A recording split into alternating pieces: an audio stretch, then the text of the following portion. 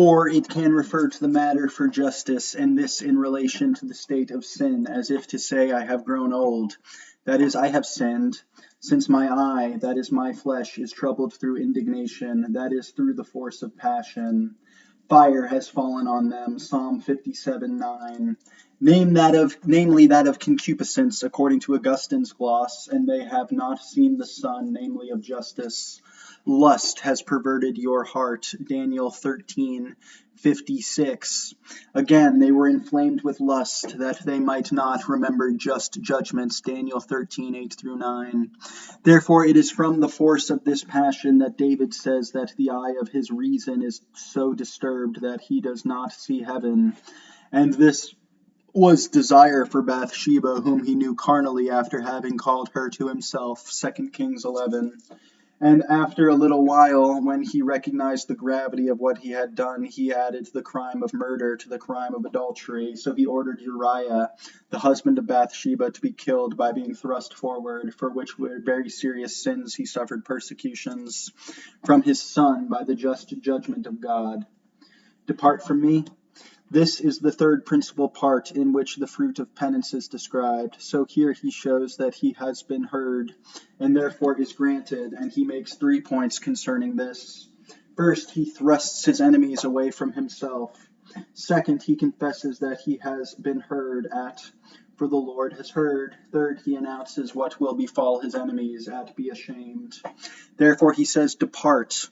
It is granted that someone who was afflicted because of sin, after having been given pardon, is able to jeer at his enemies, or those leading him to sin, or those persecuting him physically. Jerome speaks according to the literal sense, depart from me, you who are leading me to sin, since I do not desire your company. Wherefore be separate, says the Lord, and touch not the unclean thing, and I will receive you. 2 Corinthians 6:17-18. Or, depart from me, all you workers of iniquity, that is, you who are working iniquity by persecuting me unjustly. Depart from me, I say, since the Lord is with me as a strong warrior. Jeremiah 20:11. So if armies and camps should stand together against me, my heart shall not fear. Psalm 26:3. And this signifies the future persecution and the separation of the evil from the good. They shall separate the wicked from among the just. Matthew 13:49. He shall separate them one from another, as the shepherd separates the sheep from the goats. Matthew 25:32. And depart from me, you cursed. Matthew 25:41. Next, when he says, for the Lord has heard, he announces that he has been heard. It should be noticed that he set forward 3 things above. Prayer, when he said, have mercy. Second, his petition to be delivered, turn to me. And third, his grieving, I have labored in my groanings. And he speaks in reverse order of how these 3 have been heard. First, he mentions his groanings, saying, the Lord has heard the voice of my weeping. The groaning of the saints has a voice before God. He will not despise the prayers of the fatherless nor the widow when she pours out her complaint. Do not the widow's tears run down the cheek, and her cry against him who causes them to fall? For from the cheek they go up even to heaven, and the Lord who hears will not be delighted with them. Sirach 35:17-19.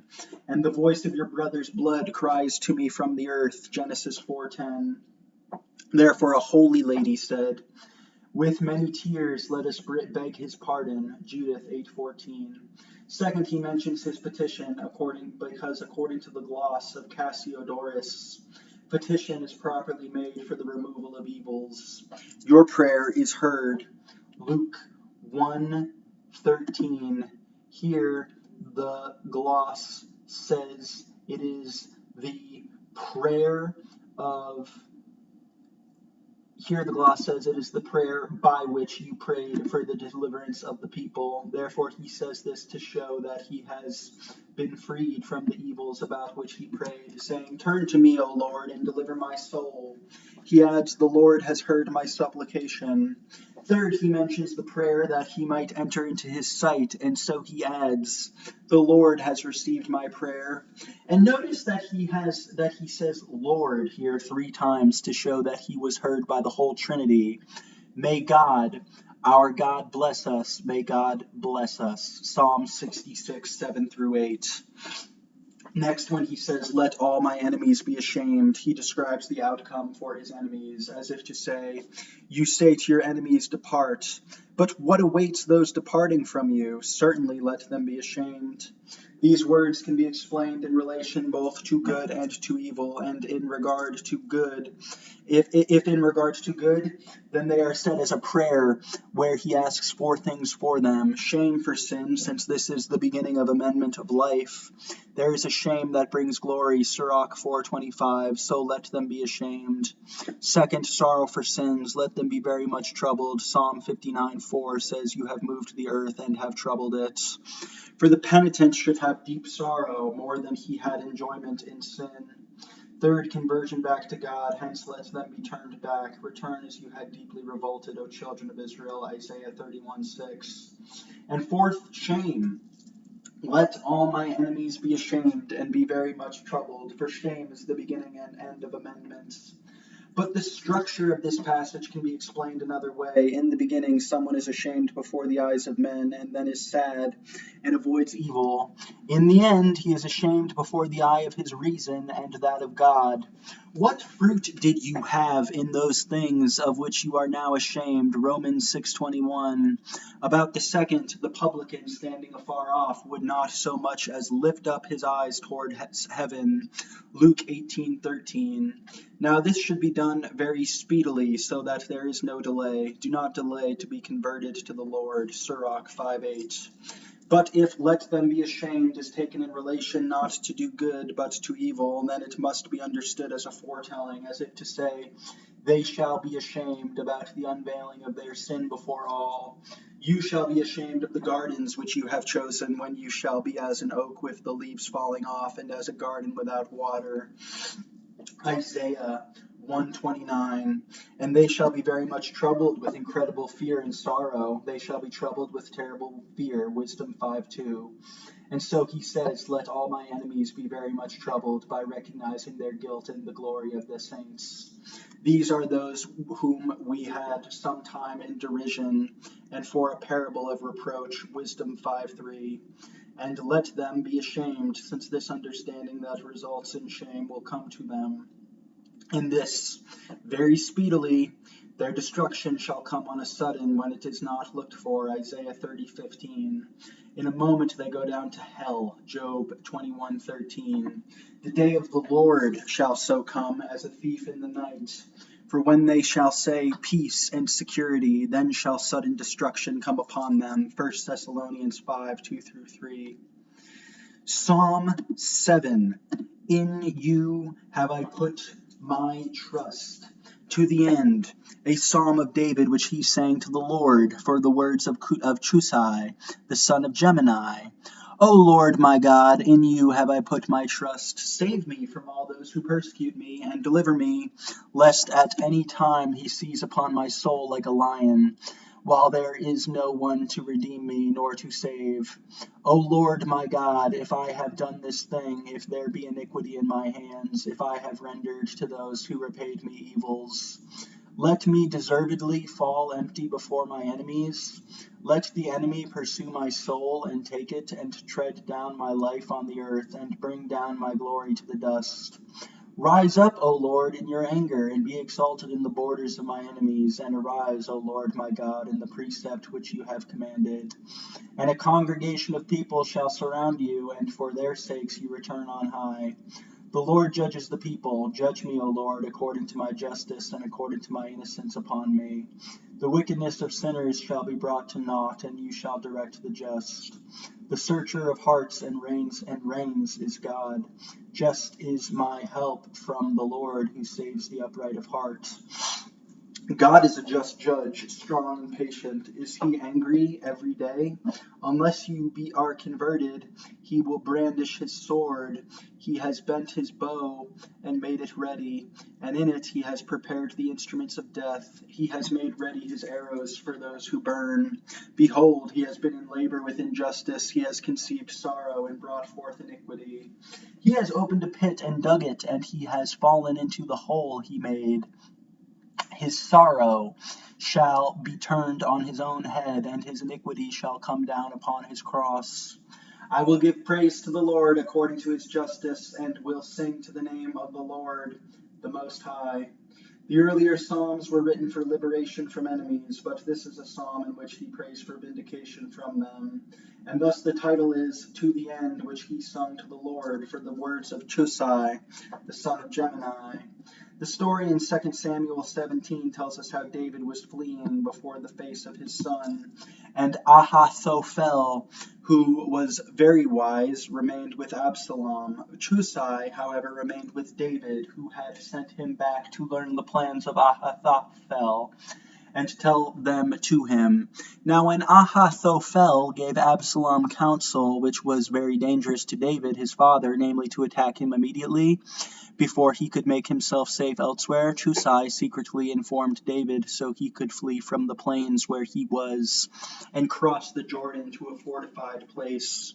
Therefore, when David had heard the message from Chusai, he sang this song to the Lord, and therefore it is said here, which he sung to the Lord for the words of Chusai, the son of Gemini. Now he is called the son of Gemini because he might have been from the tribe of Benjamin, or was descended from another who had this name.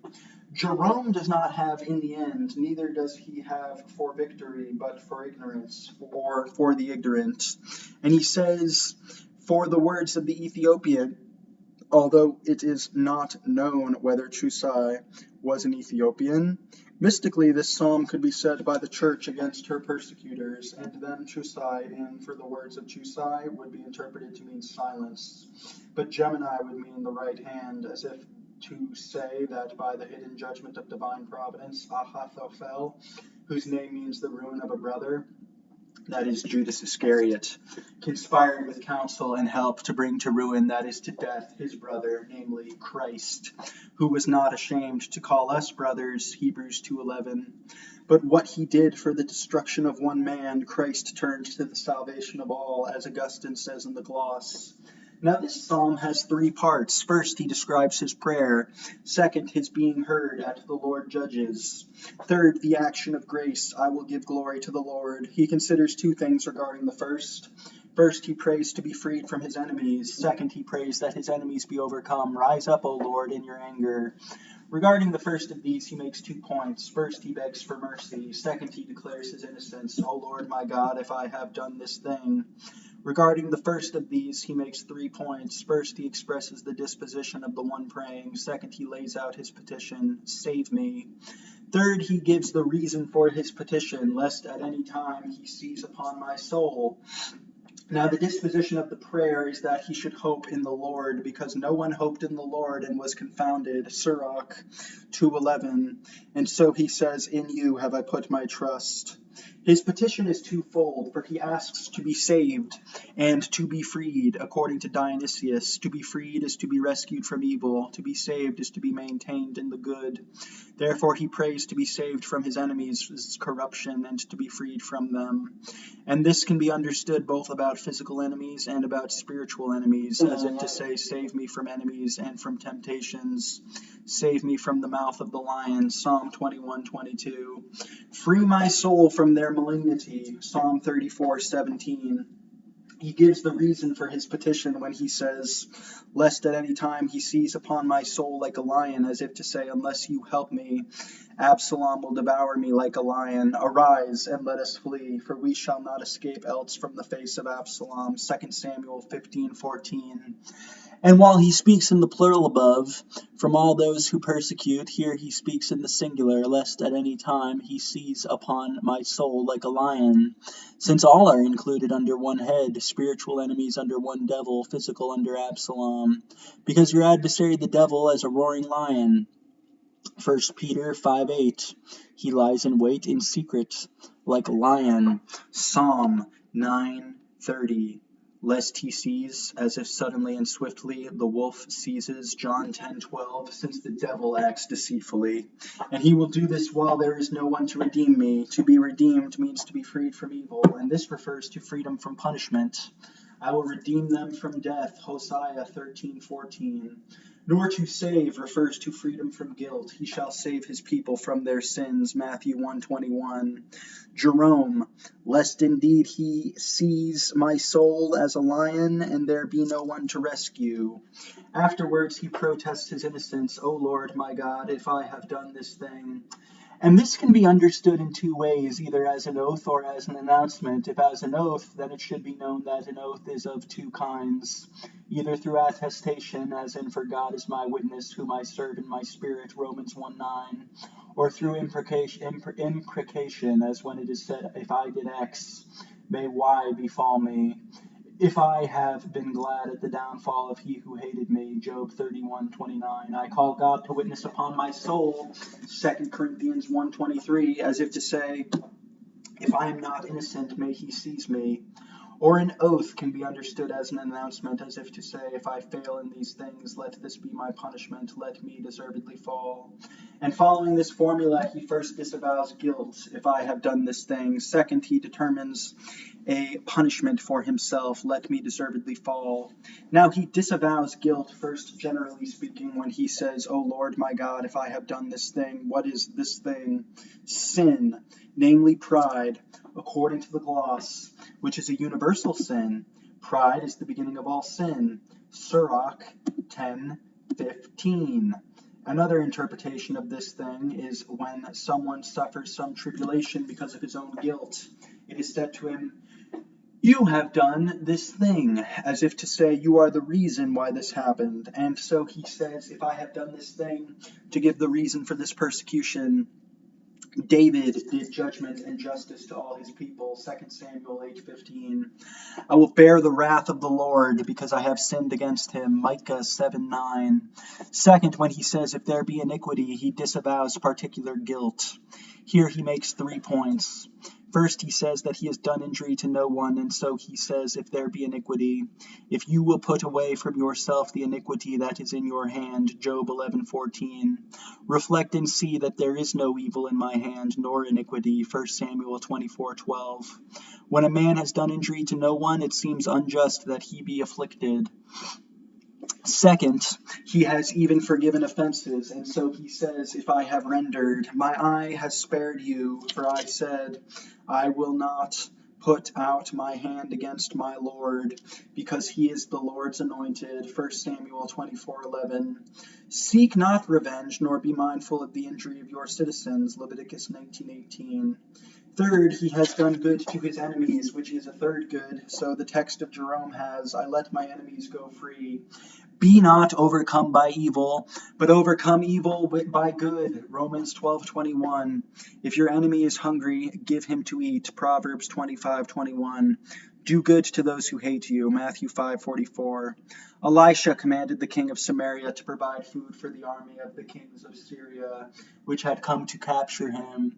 And a great provision of meats was set before them, and they ate and drank. 2 Kings 6:23. Next, when he says, let me deservedly fall, he designates the punishment that would follow for him, as if to say, if what I say is not true, may these things happen to me. And first he describes a loss of money, second a loss of his person, third a loss of glory. Therefore he says of the first, let this evil befall me, let me deservedly, that is justly, fall empty before my enemies, that excuse me, that is, let them carry away my goods. If a spot has cleaved to my hands, then let me sow and let another eat. Job 31:7-8. In regard to his person, he describes 3 ways a man can suffer in himself. First, by persecution, second, by captivity, and third, by death. In regard to the first, he says, let the enemy pursue. In regard to the second, let him take it. In regard to the third, and let him tread down, either by killing or completely laying me low. In regard to glory, he adds, and bring down my glory to the dust, as if to say, whatever is in which I glory, let it be reduced to dust and scattered. The mystical interpretation would be that the enemy, the devil, persecutes by tempting. Our persecutors were swifter than the eagles of the air, Lamentations 4:19. Let him take it through consent to sin. All her persecutors had taken her in the midst of straits, Lamentations 1:3. Let him tread down through custom and contempt. Bow down that we may go over. Isaiah 51:23. The glory of a man is twofold, namely natural and spiritual. About natural glory, 1 Corinthians 11:7 says, the man indeed ought not to cover his head, because he is the image and glory of God. Again, spiritual glory, 2 Corinthians 1:12 says, for our glory is this, the testimony of our conscience. Therefore the devil brings the glory of man down to the dust, since the image of God is defaced because it is disfigured, having their conscience seared. 1 Timothy 4:2. O Lord, in your city you shall bring their image to nothing. Psalm 72:20. Above he set forth a prayer for himself, asking for freedom and salvation. Here he prays against his enemies. He asks first for their punishment, second for the fruit of punishment, and be exalted. Let us read the text first historically, as it can be applied to David